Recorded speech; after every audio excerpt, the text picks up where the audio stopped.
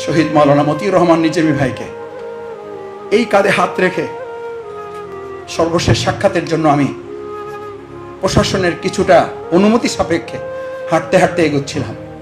আমিরে জামাত, যদি আর দেখা না হয়,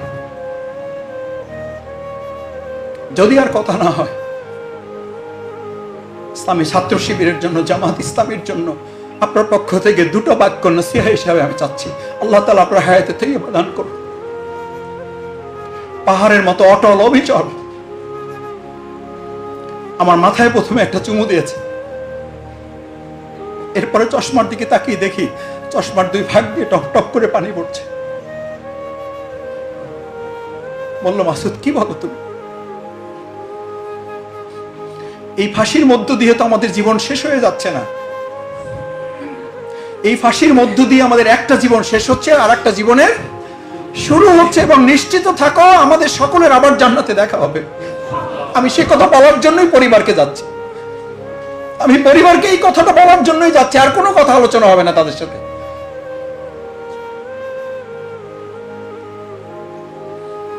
শহীদ আব্দুল কাদের মোল্লা ভাই দেখতে শুনতে একটু ছোট, হাঁটতে পারেন জোরে, এত জোরে হেঁটেছেন, এত জোরে হেঁটেছেন যে জেলার সুপাররা পিছন থেকে ডেকেছেন যে স্যার একটু আস্তে হাঁটেন,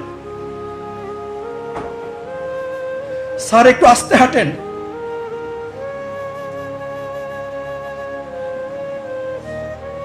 একজন দুষ্টমি করে আমাকে কয়েদিরা বলেছেন, এগুলো গল্প থেকে পড়া না, কান থেকে শোনা। যে কয়েদি কাজে সম্পৃক্ত ছিল তিনি বলেছেন যে মাসুদ ভাই উনি এমন ভাবে হাঁটতে ছিলেন যেন উনি কোনো বিয়ে খেতে যাচ্ছেন, কোনো একটা অ্যারেঞ্জমেন্টের জন্য যাচ্ছেন। স্যাররা ডাকতে বাধ্য হয়েছেন, স্যার একটু আস্তে হাঁটেন। উনি পিছনের দিকে মুখ না ঘুরিয়ে সামনের দিকে তাকিয়ে বলেছিলেন, যেটার জন্য 26টা বছর লড়াই করেছি, এখানে যেতে যত দেরি করবো তত আমার লস, আমি যত দ্রুত যেতে পারবো তত আমার রবের সাথে সাক্ষাৎ হবে। এগ্রিমেন্ট, এটা চুক্তি, এটা বায়াত, এটা কোনো ইচ্ছা অনিচ্ছার ব্যাপার না, এটা কোনো পছন্দ অপছন্দের ব্যাপার না, এটা শখের ব্যাপার না, এটা জামাত ইসলামের কোনো কাজ নয়, এটা জামাত ইসলামের কোনো আলাদা প্রজেক্ট নয়, এটা আপনার ঈমান, এটা আপনার ঈমানের দাবি, এটাই আপনার ঈমানিয়াত।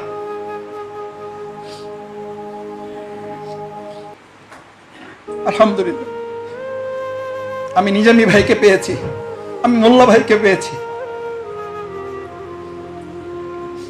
আমি মীর কাসিম আলী ভাইকে পেয়েছি, আমি কামরুজ্জামান ভাইকে আমার নিজের চোখে যেতে দেখেছি। কাশিমপুর হাই সিকিউরিটি থেকে তাকে আরেকটা জেলে নেওয়া হচ্ছে ফাঁসি কার্যকর করার জন্য। আমি দিলওয়ার ভাই দাঁড়িয়ে আছি হসপিটালের সামনে তাকে একটা সালাম দেওয়ার জন্য, দূরে, অনেক দূর থেকে। এখনো সেখানকার জেলার সহকারী জেল সুপার যারা ছিলেন তারা আমাদেরকে বলতেন যে মাসুদ ভাই আপনারা সালাম দিয়েছিলেন, ওনার কানে পৌঁছেছে। আমরা অনেকে বলেছিলাম যে স্যার দুইজন আপনাকে সালাম দিয়েছে, আপনি যদি একটু তাকায় ওদেরকে সালামের জবাব দিতে পারেন। কামরুজ্জামান ভাই চোখটা সামনে রেখে মাথাটা না ঘুরিয়ে জেলার সুপার ডাক্তার তাদেরকে বলেছিল, ইসলামী আন্দোলনের কর্মীরা কখনো ফাঁসির মঞ্চে যেতে পিছনের দিকে তাকায় না। মাসুদ দিলওয়ারকে বলে দিও যদি আমার সাথে দুনিয়ার সাক্ষাৎ না হয় ওদেরকে জানিয়ে দিয়েন আপনারা যে ওদের সাথে জান্নাতুল ফেরদাউসে দেখা হবে।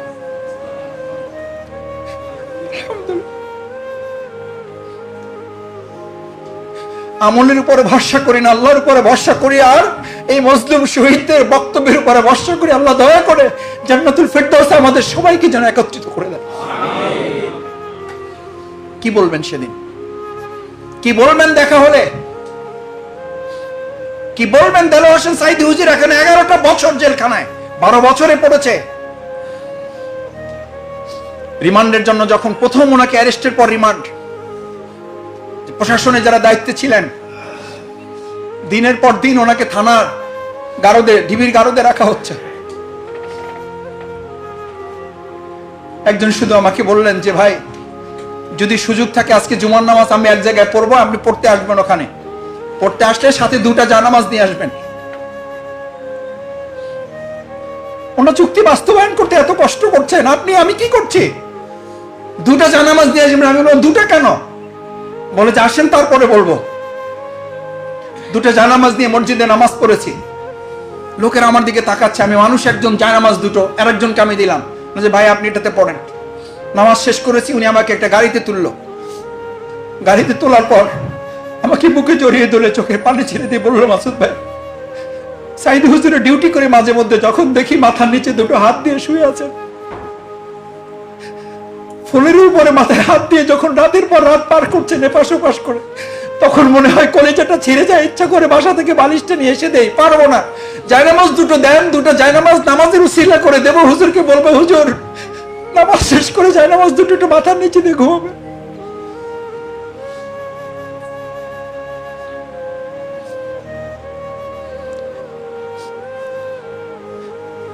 ওনাকে জিজ্ঞেস করা হয়েছিল, ওনাকেও জিজ্ঞেস করা হয়েছিল এই আন্দোলন ব্যতিরেকে আপনি অন্য যা কিছু করেন সেই আন্দোলনের আপনাকে আমির বানিয়ে দেওয়া হবে, সভাপতি বানিয়ে দেওয়া হবে, আমির বানিয়ে দেওয়া হবে, সভাপতি বানিয়ে দেওয়া হবে, আপনি আরেকটা পার্টি খোলেন আর আপনাকে সবকিছু দিয়ে আমরা সহযোগিতা করব। আলহামদুলিল্লাহ, এই বায়াতি জিন্দেগিকে সামনে রেখে, শপথের অঙ্গীকারকে সামনে রেখে উনি বলেছিলেন, আমি তো এই আন্দোলনের কর্মী হওয়ার জন্য এসেছি, আমির হওয়ার জন্য আসি না, কারণ এটা আমার বায়াতের হক, এটা আমার শপথের হক। সেই জন্য প্রিয় ভাইয়েরা, বায়াতি জিন্দেগিটা হচ্ছে আমাদের সমস্ত ইবাদতের মানদণ্ড, এটা প্র্যাকটিক্যাল ফিল্ড, প্র্যাকটিক্যাল ফিল্ড। এই মানদণ্ডে নিজেদেরকে উত্তীর্ণ থাকা এবং উত্তীর্ণ হওয়ার জন্য আমাদেরকে শপথের আলোকে নিজেদের জীবন পরিচালনার সিদ্ধান্ত গ্রহণ করা দরকার। এবং সেই সিদ্ধান্ত নেওয়ার জন্য আল্লাহ রাসূল সাল্লাল্লাহু আলাইহি ওয়াসাল্লাম এবার এটার ব্যাখ্যাটা কিভাবে করেছেন, এই ইবাদতে যারা সম্পৃক্ত তাদের ব্যাখ্যাটা আল্লাহ রাসূল সাল্লাল্লাহু আলাইহি ওয়াসাল্লাম কিভাবে করেছেন। ক্বালা রাসূলুল্লাহ সাল্লাল্লাহু আলাইহি ওয়াসাল্লাম ক্বালু বায়ান, অতঃপর তারা আসলেন এবং বললেন, ইয়া রাসূলুল্লাহ সাল্লাল্লাহু আলাইহি ওয়াসাল্লাম, আমাদেরকে আপনি বায়াত দেন। আমার ভাইয়েরা ভালো করে খেয়াল করুন, বায়াত, চুক্তি, এগ্রিমেন্ট, অঙ্গীকার যা কিছু হয়েছে প্রত্যেকটা বায়াতের ঘটনা দুঃসময় না সুসময়, দুঃসময় না সুসময়। এখন বায়াত আরো পরে হবে। আপনি একটা কথা তো প্রায় বলেন, আপনারা সবাই বলেন তা বলছি না, কিন্তু আপনি একটা কথা তো প্রায় বলেন, ভাই পরিস্থিতিটা ভালো হোক, ইনশাল্লাহ কি হয়ে যাব, কি হয়ে যাব, রোকন হয়ে যাব। রোকন হয়ে যাওয়ার সাথে পরিস্থিতি ভালো সম্পর্ক না খারাপের সম্পর্ক? প্রত্যেকটা বায়াতের ঘটনা ঘটেছে ভালো অবস্থায় না দুঃসময়? দুঃসময়। এখন যদি সেই হিসেবে বিবেচনা করা হয়, কাঁঠালের একটা সিজন আছে, আমের একটা সিজন আছে, লিচুর একটা সিজন আছে, ইলিশ মাছের একটা সিজন আছে, এখন কি সিজন? বায়াতের সিজন। একটা সময় জিজ্ঞেস করা হবে 2008 সাল থেকে 2022 সালের মধ্যে যারা রোপণ হয়েছেন তারা হাত জাগান।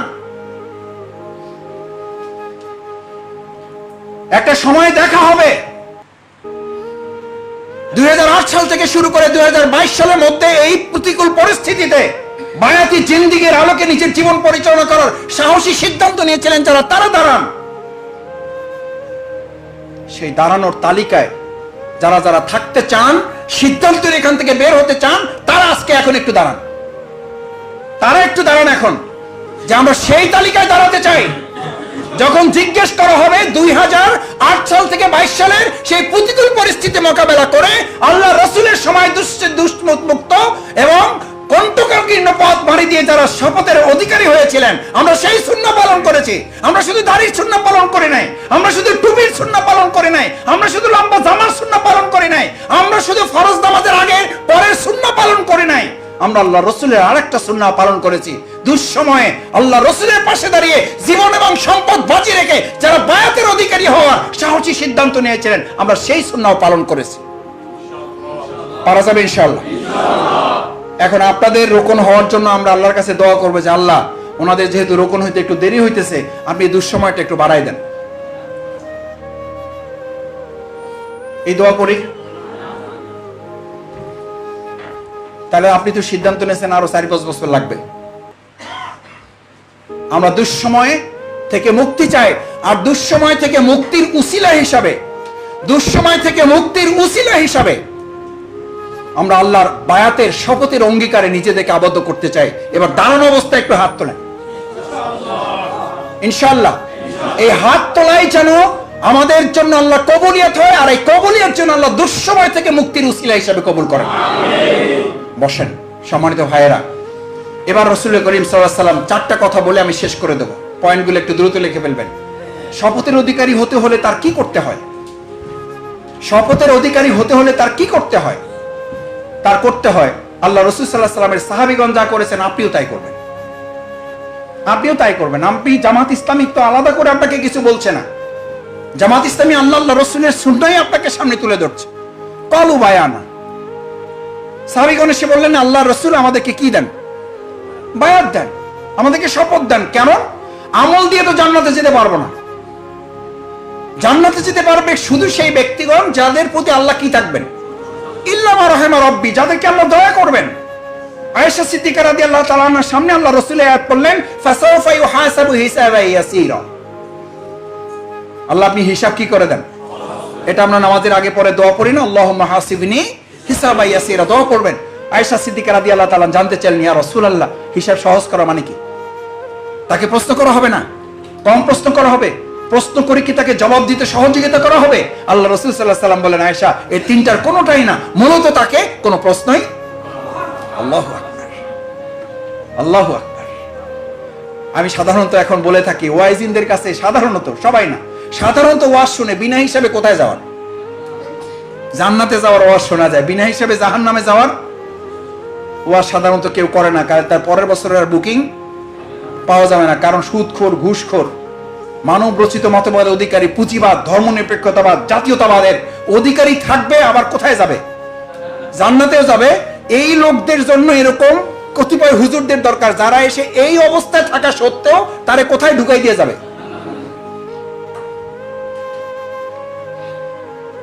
আমি এই জন্য মাঝে মধ্যে বলি, খালি বিনা হিসেবে জান্নাতে যাওয়ার রাস্তা খুঁজেন না, ওটা তো ঠিকই আছে। বিনা হিসেবে জাহান্নাম থেকে বাঁচারও চেষ্টা করেন, তার তো হিসাবই নেওয়া হবে না। ফালা নুকিমু লাহুম ইয়াওমাল কিয়ামাতি ওয়াজনা। আজকে সূরা কাহাফ পড়বেন, জুমার নামাজ। আমি গাড়িতে আসতে আসতে পড়তেছিলাম, আল্লাহ অহংকার মাফ করুন, আমার গুনাহ, আমার সওয়াব যেন নষ্ট না হয়। এই জুমায় যদি কেউ সূরা কাহাফের প্রথম 10 শেষ 10 পুরোটা পড়লে পুরোটা, না হলে প্রথম 10 শেষ 10 পড়লে, এই জুমা থেকে পরবর্তী জুমা দাজ্জালের মতো ফেরেশতা, দাজ্জালের মতো ফিতনাও যদি চলে আসে, আল্লাহ সেখান থেকে আপনাকে, আল্লাহ নূর দিয়ে আপনাকে সাহায্য করবে। আর বাকি টাকার ফিতনা, চাকরির ফিতনা, ঘরের ফিতনা, বউর ফিতনা, পোলার ফিতনা, মা বাপ 14 গোষ্ঠীর ফিতনা, এগুলো দাজ্জালের চেয়ে বড়। এগুলো তো দাজ্জালেরই এক একটা অংশ। আল্লাহ রাসূল বললেন, দাজ্জালের মতো ফিতনাও যদি চলে আসে, আল্লাহ তাআলা সেখান থেকে তোমাকে হেফাজত করবে। পড়বেন ইনশাআল্লাহ। সেই সূরার শেষ 10 আয়াতের মধ্যে আল্লাহ তাআলা উল্লেখ করেন, ফালা লুকিমু লাহুম ইয়াওমাল কিয়ামাতি ওয়াজনা। ফালা লুকিমু লাহুম, তার জন্য তো কোনো মানদণ্ড, পাল্লা স্থাপনই করব না আমি। ফাহাবিতাত আমালুকুম, তার আমলগুলো, আমল নাই তা তো বলা হয় নাই, ফাহাবিতাত আমাল, তার আমলগুলো ধ্বংস করে দেব। কার আমল? আল্লাযীনা দাল্লা সাইহুম ফিল হায়াতিদ দুনিয়া, দুনিয়ার জীবনে কিছু আনুষ্ঠানিক ইবাদত করেই তার কাজ শেষ করেছে। সে মনে করেছে আমি নামাজ পড়েই জান্নাতে চলে যাব, সে মনে করেছে আমি রোজা রেখেই জান্নাতে চলে যাব, সে মনে করেছে আমি হজ করেই জান্নাতে চলে যাব, সে মনে করেছে 1 লক্ষ টাকা জামাত ইসলামী, ইসলামী আন্দোলনে দিয়ে আমি জান্নাতে চলে যাব। কিন্তু নিজের ইচ্ছা অনিচ্ছা, পছন্দ অপছন্দ, ভালো লাগা না লাগা, প্রতিকূল পরিস্থিতি, অনুকূল পরিস্থিতি, জীবন মৃত্যু, সন্তুষ্টি অসন্তুষ্টির মালিকানাটা কার কাছে রেখেছে?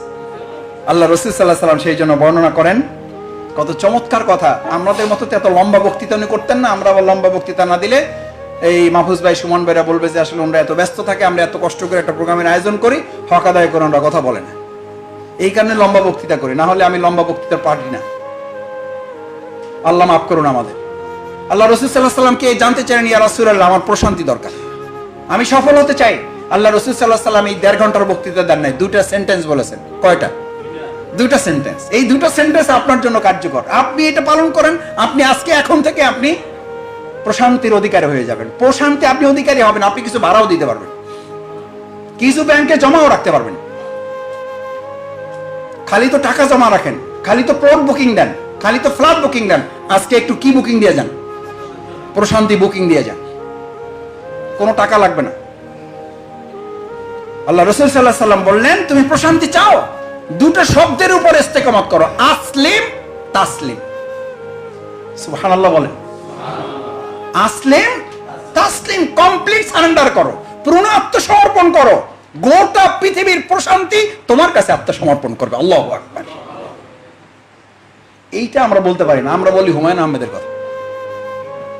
হুমায়ুন আহমেদের কথা আমি প্রায় আমাদের লোকদেরকে বলতে শুনি, ওই হুমায়ুন আহমেদ বলেছেন মাসুদ ভাই এটা খুব সুন্দর কথা বলেছেন। আমি বললাম, বলেন সুন্দর কথাটা। বলেছে মাসুদ ভাই খুবই সুন্দর একটা কথা বলেছে। আমি বললাম, হ্যাঁ ঠিক আছে, অসুন্দর মানুষের সুন্দর কথাটা বলেন। সুন্দর কথাটা কে বলছে? অসুন্দর মানুষ। অসুন্দর মানুষের সুন্দর কথাটা আপনার ভালো লেগেছে, আর সবচেয়ে সুন্দর মানুষের সবচেয়ে সুন্দর কথাটা আপনার মাথায় ধরে না। আসলিম তাসলিম এই শব্দটুকু মুখস্থ করতে কতক্ষণ লাগে? এটা কে মুখস্থ করেছেন? কে ভাষায় প্র্যাকটিস করেন? সবচেয়ে কঠিন মুহূর্তে আপনি আপনার স্ত্রীকে বলেন আসলিম, পরের ইফেক্টটা কি? এটা ঠিক আল্লাহ রাসূল সাহাবীদের বলেন, এটা পাহাড়ের মতো। পাহাড়ে গিয়ে কেউ যদি বলে আমি আল্লাহ সন্তুষ্টি চাই, সাথে সাথে সে একটা কি পায়? রিপ্লাই পায়। সেও বলে কি পায়? আমি আল্লাহ সন্তুষ্টি চাই। এই আসলিমের ইফেক্ট হচ্ছে সাথে সাথে তাসলিম। তুমি আত্মসমর্পণ করে ফেললে, গোটা দুনিয়ার প্রশান্তি তোমার কাছে আত্মসমর্পণ করে ফেললে। আসলিম, আসলিম মানে কি? কয় ভাই আমি তো মুসলমান হয়ে আছি। এই হয়ে আছি বলেই তো সমস্যা। আবার নতুন করে এটাকে একটু গুছাইতে হবে।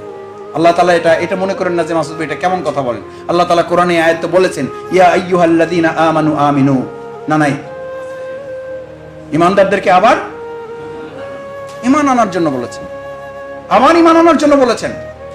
এবার চারটা কথা লিখতে হবে। কয়টা কথা? কলু বায়ানা, তাদেরকে শপথ দেওয়ার জন্য। এবার আপনাদেরকে শপথের প্রস্তুতির অংশ হিসাবে এই কথাগুলো বলা।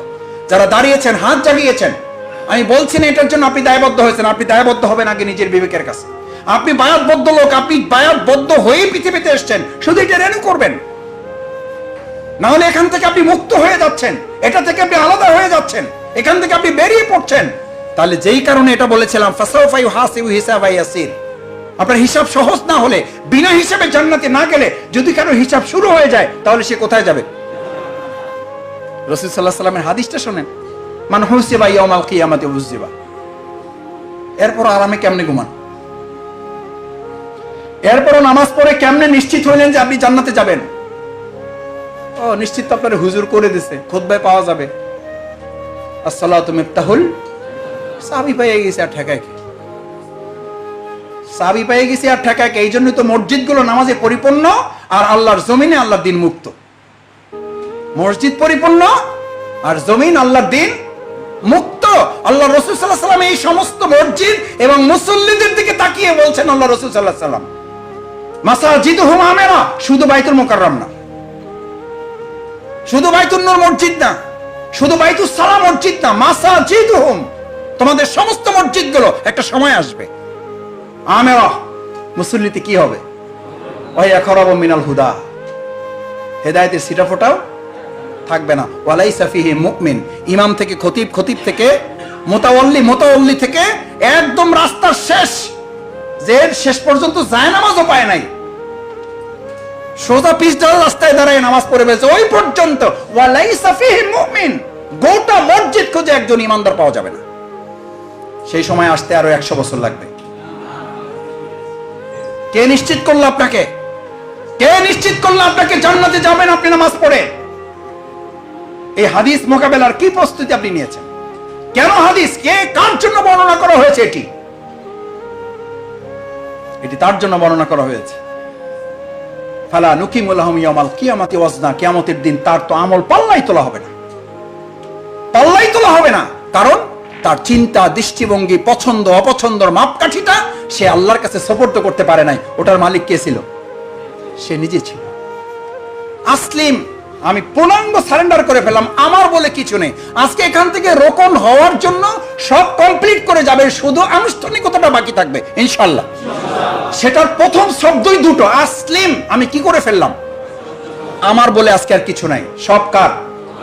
আল্লাহ। আল্লাহর আছে, আল্লাহকে দিতে পারছি পারি নাই, এটা বুঝার তো একটা প্র্যাকটিক্যাল ফর্ম লাগবে, সেই ফর্মটা হলো ইসলামী আন্দোলন, সংগঠন, জামাত ইসলামী, নেতৃত্ব। আল্লাহ তাআলা তো সেটা বলেই দিয়েছেন, উলিল আমরে মিনকুম, আতিউল্লাহ, আল্লাহর আনুগত্য। এটা বুঝবেন কিভাবে? আতিউর রাসূল, আল্লাহ রাসূলের আনুগত্যের মধ্যে দিয়ে। এটা বুঝবেন কিভাবে? উলিল। এখন আপনি দুটা সোজা বাদ দিয়ে ডাইরেক্ট লাইন ধরছেন যে ভাই আমি এসবের মধ্যে নাই, এই ঝইঝামেলার মধ্যে আমি নাই, আমি কার আনুগত্য করি? আল্লাহ তাআলাই বলে দিয়েছেন আমার আনুগত্যের ধারাটা হচ্ছে আল্লাহর রাসূলের, রাসূলের আনুগত্যের ধারাটা হচ্ছে উলিল। ইনশাআল্লাহ পারা যাবে। আসলিম মানে হচ্ছে আমি পূর্ণাঙ্গ কি করলাম, আমার বলে কিছু নাই। কলু বায়ানা, চারটা লেখেন এবার। নাম্বার ওয়ান, আল্লাহ রাসূল সাল্লাল্লাহু আলাইহি সাল্লাম বললেন কলু বায়ানা, এবার তোমরা বলো, এই শপথের মধ্যে তোমাদের অন্তর্ভুক্ত করো। প্রথম কথা হচ্ছে ফিমা আহিব্বা ওয়া কারিহা, আমার পছন্দ অপছন্দ বলে এখন থেকে আর কিছু নাই। আপনি পছন্দ করেন চাকরি, সংগঠন পছন্দ করে, ওই সময় ওই